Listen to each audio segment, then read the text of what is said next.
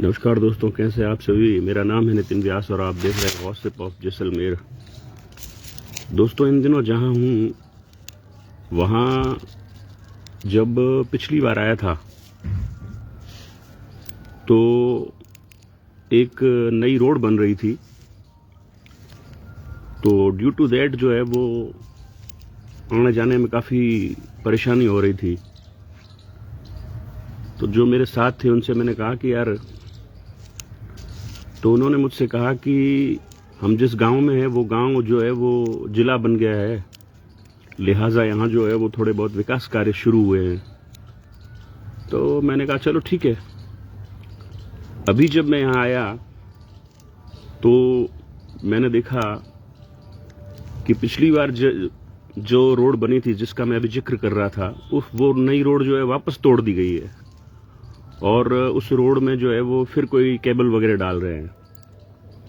कभी कभी मैं सोचता हूँ कि अपने देश में जो है वो गवर्नमेंट जो ऑफिसेज हैं उनमें जो है वो किस तरह का लैक ऑफ कोऑर्डिनेशन है, जिसके चलते जो है वो करोड़ों रुपए का भ्रष्टाचार जो है वो इस देश में होता है।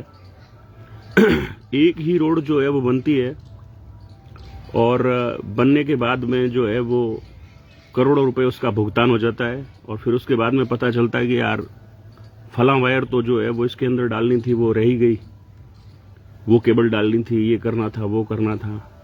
और वो कुछ महीनों बाद या कुछ सालों बाद जो है वो, सालों तो बहुत कम होता है, महीनों बाद ही वापस वो नई रोड जो है वो उखड़ती है और फिर वापस जो है वहाँ काम शुरू होता है और फिर जो है उस काम के एवज में जो है वो करोड़ों रुपए का भुगतान दोबारा होता है।